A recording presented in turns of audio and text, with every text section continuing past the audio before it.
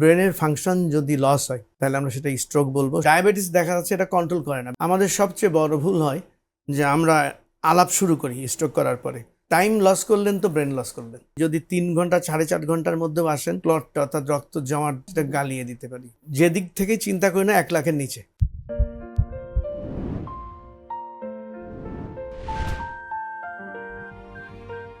Stroke একটি গুরুতর স্বাস্থ্যগত সমস্যা। আমাদের দেশে মৃত্যুর দ্বিতীয় প্রধান কারণ এই স্ট্রোক। প্রতি 1000 জনে প্রায় 12 জন স্ট্রোকে আক্রান্ত হচ্ছেন। দেশে বর্তমানে স্ট্রোকে আক্রান্ত রোগী প্রায় 20 লাখ। এর মধ্যে প্রায় 5 লাখ মানুষ স্ট্রোক পরবর্তী প্যারালাইসিস সহ নানা দীর্ঘস্থায়ী সমস্যায় ভুগছেন। হ্যালো ডক্টরের আজকের আয়োজনে আমরা কথা বলবো ভয়াবহ সমস্যা স্ট্রোক নিয়ে। আর এই বিষয়ে গুরুত্বপূর্ণ তথ্য ও পরামর্শ দিতে আমাদের সঙ্গে স্টুডিওতে উপস্থিত আছেন নিউরোলজি বিশেষজ্ঞ চিকিৎসক doctor Khandakar Mahbubur Rahman.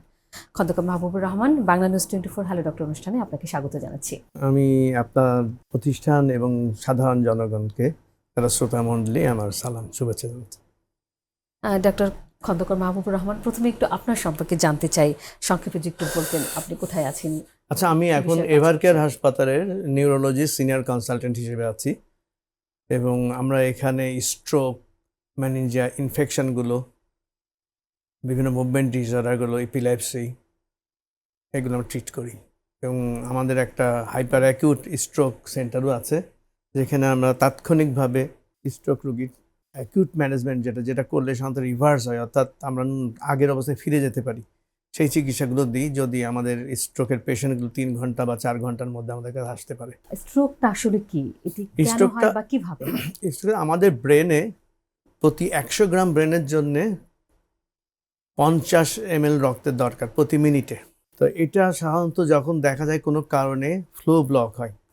Flow block কীভাবে হতে পারে? একটা হচ্ছে রক্তনালী বন্ধ হয়ে যেতে পারে, অথবা রক্তনালী ফেটে যেতে পারে, তাহলে তার ফাটা অংশের পরবর্তী অংশে কোনো রক্ত পাবে না। তো এই রক্ত চলাচলটা যখন কমে যায় এবং সেই কমে গেলে সাধারণত দেখা যায় 10 ml পর্যন্ত সার্ভাইভ করে, তারও নিচে চলে গেলে তখন ব্রেন টিস্যুর যে কন্টিনিউয়াস অক্সিজেন লাগে সেভাবে সার্ভাইভ করতে পারে না, তখন ব্রেন টিস্যুর ডেথ হয় বা ডাইং থাকে। এই অবস্থায় কিছু ফিচার হয়। ফিচার বলতে ব্রেনের যে কাজগুলো ওগুলো বন্ধ হয়ে যায়। প্রধানতম কাজগুলোর মধ্যে আছে মুভমেন্ট করা, যেমন হাত পায়ের মুভমেন্ট, মুখের মুভমেন্ট, কথার বলা, বুঝতে পারা, আলোচনায় অংশ নিতে পারা। এই কাজগুলো তখন আর হয় না, তখন আমরা এটাকে স্ট্রোক বলি। অর্থাৎ ব্রেনের ফাংশন যদি লস হয় এবং রক্ত চলাচল বা রক্ত প্রবাহের ব্যাঘাতের কারণে, তাহলে আমরা সেটা স্ট্রোক বলবো। শুধু একটাই কন্ডিশন, এই রক্ত চলাচলের ব্যাঘাতটা কোনো আঘাতজনিত কারণে হতে পারবে না। এবং এই ব্যাঘাতটা যখন দেখা যায় যে 24 ঘন্টা পারসিস্ট করে গেছে, তখন আমরা এটাকে স্ট্রোক ডায়াগনোস করে দিই। স্ট্রোকের ধরনগুলো আসলে কেমন? স্ট্রোকটা আসলে রক্ত নালী বন্ধ হয়ে যেটা হয় সেটা ইসকেমিক স্ট্রোক, রক্তনালী ফেটে যেটা হয় সেটা হেমোরাজিক স্ট্রোক। এই দুটো আবার বিভিন্ন ভিন্ন কারণে হয়। এছাড়া আরেকটা আছে যেটা সাব অ্যারাকনয়েড হেমোরেজ বলে, ওইটা প্যাথোলজি টোটালি ভিন্ন। ওটা জন্মগত বা অন্য কোনো কারণে রক্তনালীগুলো অ্যাবনর্মালি স্ফীতি হয়ে বেলুন আকার নিয়ে থাকে। এই বেলুনগুলো কখনো কখনো রাপচার করে যায়। রাপচার করে গেলে ওখান থেকে ম্যাসিভ ব্লিডিং হয় এবং ব্রেনের চারপাশ রক্তে ভরে যায়। এই কন্ডিশনটাকে আমরা বলি সাব অ্যারাকনয়েড হেমোরেজ। এটা ঠিক হেমোরেজিক স্ট্রোকের মধ্যেও পড়বে না, আবার ইসকেমিক স্ট্রোকের মধ্যে পড়বে না। এর টোটালি ম্যানেজমেন্ট, প্যাথোলজি, ইটিওলজি আলাদা। কেউ যদি স্ট্রোক করে তাহলে কিভাবে বুঝবে যে স্ট্রোকে আক্রান্ত হচ্ছে বা স্ট্রোকের লক্ষণ? স্ট্রোকটা আমি আগে বলছি যে নিউরোলজিক্যাল ডেফিসিট, অর্থাৎ ব্রেনের যে কাজ সেটা যদি হঠাৎ করেই থেমে যায়, বন্ধ হয়ে যায়, তো সেটাই স্ট্রোক। এখন সেটা কী জন্যে হতে পারে? সেটা স্ট্রোকের যে কন্ডিশনটা, রক্ত চলাচল বন্ধের জন্য হতে হবে এবং সেটা নন আঘাতজনিত কারণে।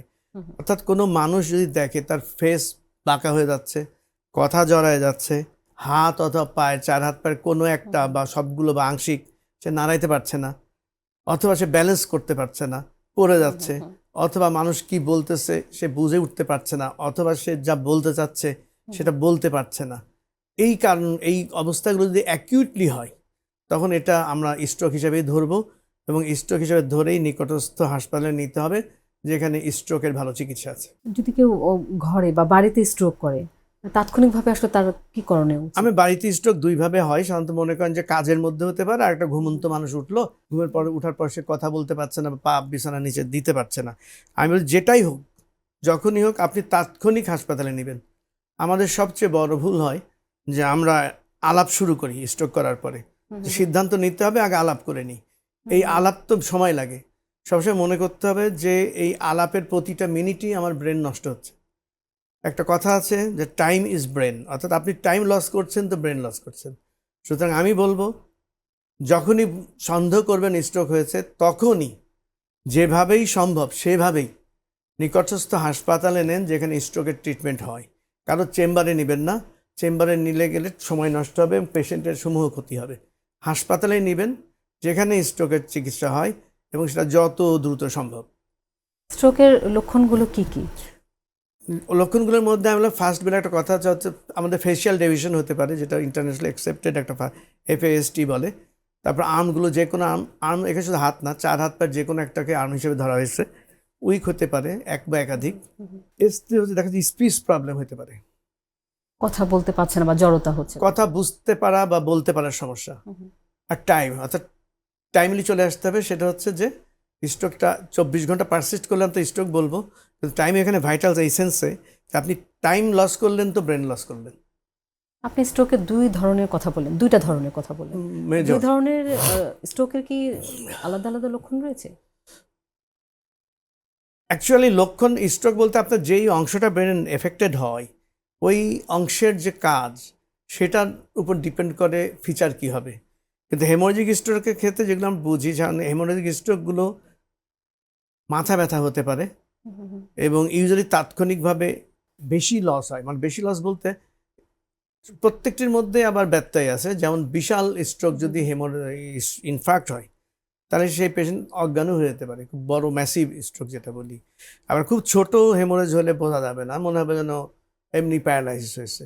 তো স্ট্রোক আসলে কনফার্মেটরি ওইভাবে বোঝা যায় না, যেটা হেমোরেজ না, এটা ইনফ্যাক্ট, অর্থাৎ রক্তচাল বন্ধ হলো না রক্তনালী ফেটে গেল। এটা বুঝতে গেলে আপনাকে সিটি স্ক্যান করতেই হবে। ফিচার দুইটার অলমোস্ট ওভারল্যাপিং বা একই রকম। কারা আসলে স্ট্রোকে বেশি ঝুঁকিতে থাকেন? স্ট্রোকের বেশি ঝুঁকিতে থাকে সাধারণত, আগে বলা হতো মেল সেক্স যাদের থাকে, অর্থাৎ মেলদের স্ট্রোক চান্স বেশি, ফিমেলদের কম। কিন্তু ফিমেলদের এই কমটা 50-এর পরে গেলে মেল ফিমেল সমানই হয়ে যায়। যাদের প্রেশার আছে, যাদের ডায়াবেটিস আছে, যারা স্মোকার, যারা সিডেন্টারি লাইফস্টাইল, যাদের ফুড নেওয়ার হ্যাবিটটা খুবই খারাপ, তাদের স্ট্রোকের ঝুঁকি ডেফিনেটলি অনেক বেশি। স্ট্রোকে কি ধরনের চিকিৎসা পদ্ধতি রয়েছে আমাদের দেশে? আসলে স্ট্রোকের যেটা চিকিৎসা পদ্ধতি হচ্ছে যে স্ট্রোক করলে তাৎক্ষণিকভাবে আসতেই হবে, এবং সেক্ষেত্রে আমাদের এভারকেয়ার হাসপাতালে আমরা জমাট বাঁধা রক্তনালী খুলে দেওয়ার জন্য চিকিৎসা দিতে পারি। যেটা আপনি যদি 3 ঘন্টা 4.5 ঘন্টার মধ্যেও আসেন, বেস্ট 3 ঘন্টার মধ্যে 4-4.5 ঘন্টার মধ্যে আসলেও হবে। এবং সেক্ষেত্রে আমরা বিশেষ ধরনের মেডিসিন দিয়ে আমরা ক্লটটা, অর্থাৎ রক্ত জমাট যে অংশটা সেটা গালিয়ে দিতে পারি। এছাড়াও যখন দেখা যায় যে ক্লটটা অনেক বড় বা ধরেন ইঞ্জেকশন আবার গললো না, সেক্ষেত্রে ওটাকে মেকানিক্যালি রিমুভ করা যায়। সেটা ঢাকা শহরেই হয়। তো প্রথম তো আপনাকে হাসপাতালে আসতে হবে অবশ্যই। এবং ওটার জন্য সময় পাওয়া যায়। মেকানিক্যাল থ্রম্বোক্টমি আমরা যেটা বলি, সেটা সব পেশেন্ট না, কিছু পেশেন্টের লাগে এবং সেটার জন্য প্রায় 24 ঘন্টা সময় পাওয়া যায়। কিন্তু আপনার যে থ্রম্বোলাইসিস যেটা বলছে, অর্থাৎ গলায় দেয়া, এটার সময় 3 ঘন্টার পরে বা 4 ঘন্টার পরে খুব একটা থাকে না। সুতরাং তাৎক্ষণিক হাসপাতালে আসাটাই আপনি চিকিৎসা নিতে পারলেন কি পারলেন না একটা নিয়ামক হয়ে যায়। এই চিকিৎসাগুলোর খরচ কেমন বাংলাদেশে? যেদিক থেকেই চিন্তা করি না 1 লাখের নিচে এই ইঞ্জেকশনগুলো। তো সেইভাবে যদি আমি দেখি হার্টের চিকিৎসায় যে রিং আছে বা স্টেন্ট আছে, ওগুলো তো কয়েক লাখ টাকা লেগে যায়, বাইপাস কয়েক লাখ টাকা লেগে যায়। তো সেক্ষেত্রে যেটা আপনাকে সারা জীবন পঙ্গু করে দেবে স্ট্রোক, আপনি সেটা যদি 1 লক্ষ টাকার ট্রিটমেন্টেই যদি ফিরে আসতে পারেন, ডেফিনেটলি রিলেটিভলি চিপ এই সেন্সেই যে এর ইম্প্যাক্ট তো আপনার লাইফ লং এবং আপনাকে একদম ক্রিপল করে দেবে, লাইফ শেষ করে দেবে। তো সেখান থেকে আপনি ফিরে আসছেন। সেই হিসাবে আমার মনে হয় খরচটা বেশি না, খরচটা একটু কম মনে হয়। বেশি না। আচ্ছা, স্ট্রোকের পর একজন রোগী কি তার স্বাভাবিক জীবনে ফিরে আসতে পারে? আর ফিরে আসলে সেটা কিভাবে না, ফিরে আসতে স্ট্রোকের পরে পারে? স্বাভাবিক জীবনে ফিরে আসতে পারে। প্রথম কথা, তাৎক্ষণিকভাবে তো স্ট্রোকের চিকিৎসা হলো, কিন্তু স্ট্রোক যে কারণে করলো সেই রিস্ক ফ্যাক্টরগুলো অর্থাৎ ডায়াবেটিস, প্রেশার, এগুলো যদি কারোর থাকে তাহলে এগুলো খুব মেটিকুলাসলি এবং খুব সুন্দরভাবে কন্ট্রোল করতে হবে। আমি একটু আলাপ বাড়াইতে চাচ্ছি এই সেন্সেই যে আমাদের স্ট্রোকগুলো কেন করে। বেশিরভাগ স্ট্রোকগুলোই করে আমাদের পেশেন্টরা, প্রেশারের রোগীগুলো বিশেষ করে, তারা ওষুধ খেতে খেতে দেখে প্রেশার কন্ট্রোল, অনেক দিন ধরেই কন্ট্রোল, সে একটা কনফিডেন্স পেয়ে যায় যে আমার প্রেশার নাই, ওষুধ বন্ধ করে দেয়। এবং এই যে ওষুধটা বন্ধ করে, সে কোনো ডাক্তারের সাথেও আলাপ করে না, কারোর সাথে আলাপ করে না, জাস্ট। নিজে নিজেই করে। এবং তার ফ্যামিলি মেম্বারও দেখেছি, তাকে যদি বলে ওষুধ খাওয়ার কথা, সে তাদের উপর রাগারাগি করে। এই যে হঠাৎ ওষুধ বন্ধ করে দিল, সে কিন্তু স্ট্রোকের মধ্যে ঢুকে, মানে সমূহ চান্স আছে এটা হবে যে কোনো এক সময় তার প্রেশারটা বাড়বে, বেড়ে তাকে স্ট্রোকের দিকে নিয়ে যাবে। আবার ডায়াবেটিস দেখা যাচ্ছে এটা কন্ট্রোল করে না, ব্লাড সুগার থাকে, চিকিৎসাও নেয়, কখনো নেয় না, আর মিষ্টি খাওয়া বন্ধই করে না, ক্রমাগত মিষ্টি খায় বা হাসে এবং বলে বাড়ায় নিব ডোজ, এই করব, একটু খাইছি। এবং ফ্যামিলি মেম্বাররাও বিশেষ করে বয়স্কদের ডায়াবেটিস হলেও ওদের আদর করে করে মিষ্টি খায়, কিন্তু এটা খেতে চাচ্ছে, চিন্তা করে না যে এই কারণটা তার স্ট্রোকের জন্য যথেষ্ট অবদান রাখবে। এবং একটা স্ট্রোক হলে বেশিরভাগ ক্ষেত্রেই তো লাইফ ক্রিপল হয়ে যায় যদি তাৎক্ষণিকভাবে চিকিৎসা না হয়। তাহলে প্যারালাইজ হলে একটা মানুষ কী করবে? তাকে তো আগের অবস্থায় আপনি কখনোই দিতে পারবেন না। তা আমি বলবো বিশেষ করে ডায়াবেটিস এবং হাইপারটেনশন, এগুলো যেন আপনারা অত্যন্ত কঠোরভাবে কন্ট্রোল করবেন, কোনোভাবেই শিথিলতা দেখাবেন না। আর স্মোকিং, যেটা স্মোকিংয়ের তো অবশ্যই আপনি জানেন, স্মোকিং রক্তনালীগুলো ক্ষতি হয়, হার্ট অ্যাটাকও যেমন করে, স্ট্রোকও করতে পারে। স্মোকারদের অবশ্যই বলবো যে আজকে স্মোকিংটা ছেড়ে দেন। স্ট্রোক প্রতিরোধে কি কোনো উপায় আছে? এই যেগুলো বললাম, সেগুলো কি? এইগুলোই যেগুলো বললাম। আর ওষুধ যেগুলো খাচ্ছেন যারা অলরেডি, বিশেষ করে ব্লাড থিনার যেগুলো আছে, যেমন ধরেন অ্যাসপিরিন, ক্লোপিডেগ্রল অথবা লিপিড লোয়ারিং যে এজেন্টগুলো, এগুলো ডাক্তারের পরামর্শ ছাড়া নিজের থেকে বন্ধ করবেন না।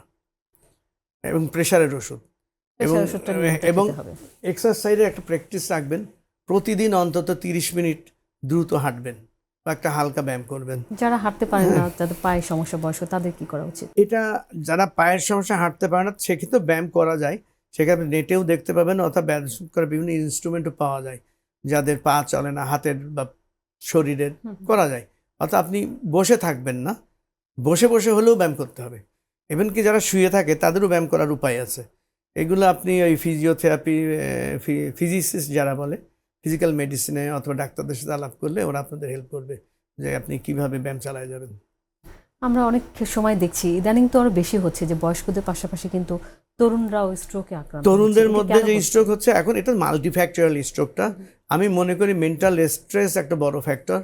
তরুণদের মধ্যে বেকারত্ব, আয় ভালো থাকে না, সংসারের চাপ, তারপরে আবার এক শ্রেণী আছে যারা নেশায় ডুবে থাকে, তারা বিভিন্ন রকম নেশা দ্রব্য নেয় যেগুলোতে রক্তনালীগুলো ক্ষতি করে। আবার আনহেলদি ডায়েট হ্যাবিট, যেমন মনে করেন তারা অধিকাংশ সময় দেখা যাচ্ছে যে ফাস্টফুডের উপরেই চালায় দেয় সারাদিন, তো এগুলো অত্যন্ত খারাপ। আর মেয়েদের ব্যাপারে যেটা আছে যে যারা ওসিপি, ওরাল কন্ট্রাসেপটিভ পিল নেয়, এদের মধ্যে স্ট্রোকের ঝুঁকি বেশি। সেক্ষেত্রে মানে স্ট্রোক প্রতিরোধে মানসিক স্বাস্থ্যের যত্নটাও গুরুত্বপূর্ণ। ডেফিনেটলি স্ট্রেস যে কোনো সমস্যা তৈরি করতে পারে, প্রেশার থেকে শুরু করে হার্ট অ্যাটাক, স্ট্রোক, এভরিথিং।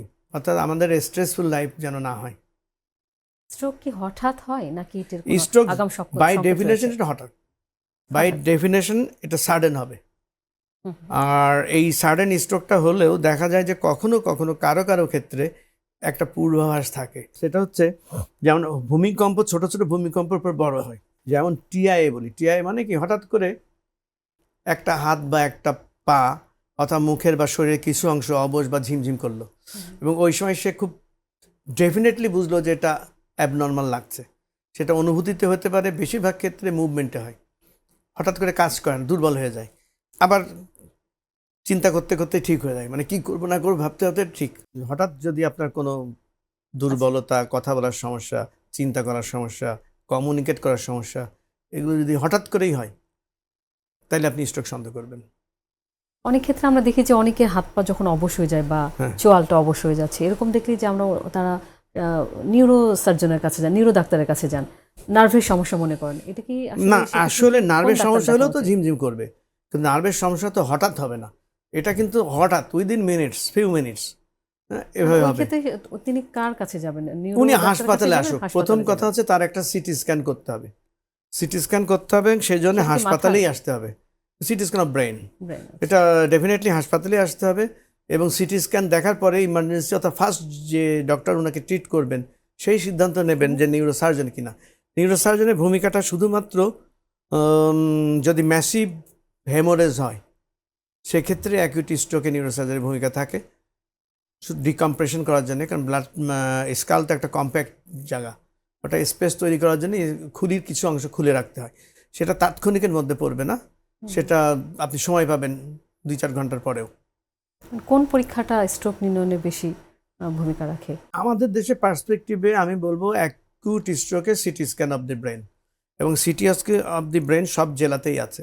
আমাদের টার্গেট হওয়া উচিত এই acute stroke management district hospital মূল ভূমিকা সেন্টার হবে, কারণ আপনি একটা পেশেন্টকে জেলার থেকে ঢাকায় টেনে আনতে পারবেন না 2-3 ঘন্টার মধ্যে। তো সুতরাং আমাদের প্রতিটি জেলা শহরে সিটি স্ক্যান মেশিনও আছে, সুতরাং আমাদের জেলাতে যদি একটা করে স্ট্রোক সেন্টার করা যায়, এর জন্য বেশি ম্যান পাওয়ার নাই, দরকার হবে না, যারা ওখানে আছেন বিশেষজ্ঞ তারাই যথেষ্ট, শুধু তাদেরকে ওরিয়েন্টেড করতে হবে, প্র্যাকটিস করতে হবে, এবং সেক্ষেত্রে আমাদের প্রতিটি জেলা হাসপাতাল যদি এক একটা স্ট্রোক সেন্টারে পরিণত হয়, আমাদের স্ট্রোক থেকে যে মরবিডিটি বা মর্টালিটি এটা একটা বিশাল অংশ আমাদের ইমপ্রুভ করবে। মাইল্ড স্ট্রোক এবং মাইনর স্ট্রোকের কথা শুনি, এই দুটো স্ট্রোক আসলে কি? আচ্ছা, মাইল্ড স্ট্রোক মাইনর স্ট্রোক এগুলো আগের থেকে একটা নন মেডিকেলই বলবো, কারণ এটার মেডিকেলি আপনি ডিফাইন করতে পারবেন না কে মাইনর। যখন স্ট্রোকের ফিচারটা অল্প হবে এবং যেটা তার কোনো মেজর ডিসএবিলিটি করবে না এবং বেশিক্ষণও থাকবে না, এগুলোকে আমরা মাইনর স্ট্রোক হিসাবে মনে করি, কিন্তু এরকম সায়েন্টিফিক্যালি মেডিকেলি ওরকম কোনো ডিভিশন নাই। দ্বিতীয় স্ট্রোকের ঝুঁকি আসলে কিভাবে প্রতিরোধ করা সম্ভব? যার একবার স্ট্রোক হয়েছে তার স্ট্রোক পরবর্তীতে হওয়ার চান্স বেশি, যার 2বার হয়েছে তার তৃতীয়বার হওয়ার চান্স বেশি।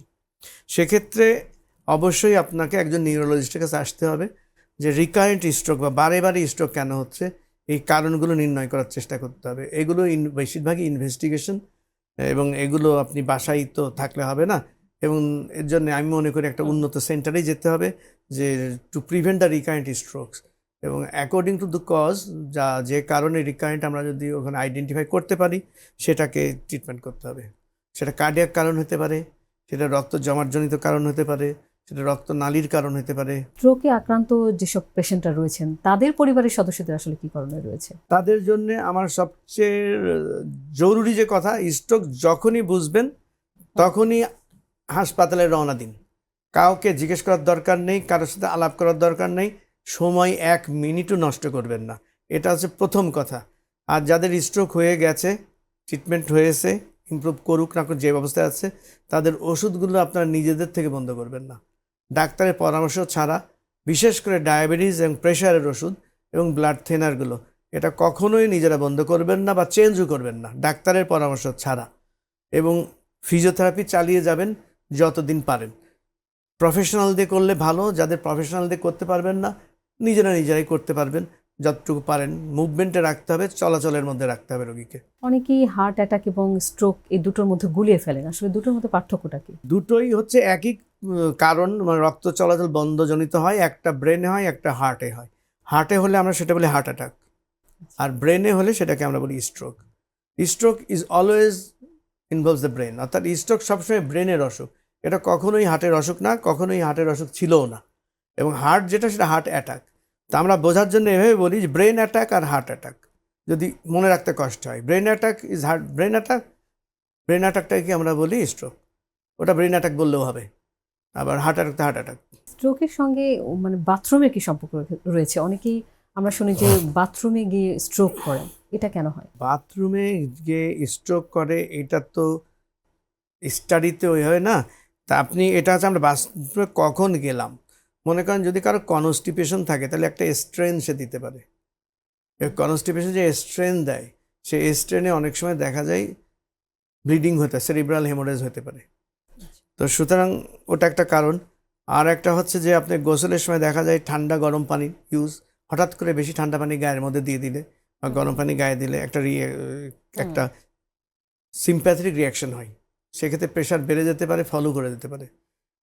আর সাধারণত বিছানার থেকে উঠেই তো আমরা বাথরুমে যাই বেশিরভাগ ক্ষেত্রে, সেক্ষেত্রে অনেক সময় দেখা যায় যে তার একটা প্রি কন্ডিশন হয়ে থাকে ঘুমের মধ্যে, সে বুঝে না, যখন বাথরুমে যায় তখন হয়তো ওই সময় সে বিছানায় থাকলেও কিছুক্ষণ পর নামতে গেলে হয়তো বুঝবে যে দুর্বল লাগছে। এই কারণে সাধারণত বাথরুমে স্ট্রোকগুলো বেশি হয়। বাস্তবে স্ট্রোক বেশি হয় আমি সে বলবো না, হ্যাঁ, তো যদি হয়তো এরকম আর কি, এটারও সাবধানতা অবলম্বন করতে হবে। বাংলাদেশে স্ট্রোকের বর্তমান সার্বিক পরিস্থিতি কেমন দেখছেন? বর্তমান সার্বিক পরিস্থিতির মধ্যে আমি বলবো যে মানুষ গ্র্যাজুয়ালি স্ট্রোক যে একটা ব্রেনের অসুখ এটা অন্তত বুঝতে পারছেন। যেখানে আমাদের ল্যাকিংস থেকে যাচ্ছে যে কি করব, তারা এখনো বুঝতে পারছেন না যে তাৎক্ষণিক হাসপাতালে নিতে হবেই। তারা প্রথমেই আত্মীয় স্বজনের কাছে টেলিফোন করা শুরু করে, ডাক্তার আত্মীয় হলে তো তাকে করবেই, মুরব্বী বা কেউ একটু ফাইন্যান্সিয়ালি সলভেন্ট থাকলে তাকে ফোন করে, কোথায় নেব কি করব, এইভাবে আধা ঘন্টা 1 ঘন্টা নষ্ট করে। এটা খুবই ক্ষতিকর। প্রথম কথাই হচ্ছে যেখানে চিকিৎসা চলে আপনি ফোন করলে করবেন স্ট্রোকের চিকিৎসা কোথায় হয় এটা জানার জন্য, এবং আপনাকে সবাইকে যে ঢাকায় আসতে হবে এটা দরকার নেই। আপনি একটা মেডিকেল কলেজ, যে কোনো একটা মেডিকেল কলেজে হাজির হন বা বড় একটা হাসপাতালে যেই হাজির হন, সরকারি হাসপাতাল, এটাই আপনাদের প্রথম করতে হবে। ডক্টর খন্দকার মাহবুবুর রহমান, আমরা অনুষ্ঠানে একেবারে শেষ প্রান্তে চলে এসেছি। শেষ প্রশ্ন সেটি হচ্ছে যে আমাদের যারা দর্শকরা রয়েছেন তাদের জন্য স্ট্রোকের সচেতনতায় আপনার কোনো গুরুত্বপূর্ণ পরামর্শ রয়েছে কিনা? আমি দর্শকদের যারা শুনছেন তাদের কৃতজ্ঞ যে আপনারা শুনলেন। আমি স্ট্রোকের জন্য বলবো প্রিভেনশন সবচেয়ে বেস্ট। যাদের ডায়াবেটিস আছে দয়া করে ডায়াবেটিসটা কন্ট্রোল করুন। ডায়াবেটিসের জন্য হাঁটাহাঁটি করুন প্রতিদিন কমপক্ষে 30 মিনিট, সপ্তাহে 5 দিন। যাদের হার্টের অসুখ আছে তারা হৃদরোগ বিশেষজ্ঞের থেকে ওষুধ নেন, নিয়মিত ওষুধ খান। নিজের থেকে প্রেশারের ওষুধ, ডায়াবেটিস ওষুধ চেঞ্জও করবেন না, বন্ধও করবেন না, এবং কোনো ডাক্তারের পরামর্শ ছাড়া নিজের থেকে কোনো বড় সিদ্ধান্তে আসবেন না। এটা করলে আমরা বেশিরভাগ ক্ষেত্রে স্ট্রোক, আমার মনে হয় যা স্ট্রোক এখন হয় তার প্রায় 3/4 স্ট্রোক আমরা প্রিভেন্ট করতে পারবো। এর বেশিরভাগই হয় uncontrol diabetes, uncontrol hypertension. Doctor Khandakar Mahbubur Rahman, আমাদের স্টুডিওতে এসে আপনার মূল্যবান সময় দেওয়ার জন্য আপনাকে অসংখ্য ধন্যবাদ জানাচ্ছি। আশা করছি আপনার মূল্যবান পরামর্শগুলো আমাদের দর্শকদের অনেক উপকারে আসবে। Thank you madam. ধন্যবাদ। সুপ্রিয় দর্শক, চারপাশে স্ট্রোকের ভয়াবহতা হরহামেশা দেখতে পাচ্ছি, হয় মৃত্যু নয়তো পঙ্গুত্ব। তাই স্ট্রোক হবার আগেই সচেতন হন, শক্ত প্রতিরোধ গড়ে তুলুন। স্ট্রোক হয়েছে বোঝা মাত্র 1 সেকেন্ডও সময় নষ্ট না করে তাৎক্ষণিকভাবেই নিকটস্থ হাসপাতালে নেওয়ার ব্যবস্থা করুন। আর স্ট্রোক সহ সব ধরনের স্বাস্থ্য ঝুঁকি থেকে বাঁচতে জীবনযাপনে ইতিবাচক পরিবর্তন আনুন। আজ এই পর্যন্তই। হ্যালো ডক্টরের পরবর্তী পর্বে একজন বিশেষজ্ঞ চিকিৎসকের সাথে আবারও হাজির হব নতুন একটি স্বাস্থ্য বিষয় নিয়ে। আপনাদের পাশে থাকতে, আপনাদের সচেতন করতেই আমাদের এই আয়োজন। স্বাস্থ্য সুরক্ষার নির্ভরযোগ্য তথ্য পেতে লাইক, শেয়ার ও কমেন্ট করে আমাদের সাথে থাকুন। ভালো থাকুন, সুস্থ থাকুন।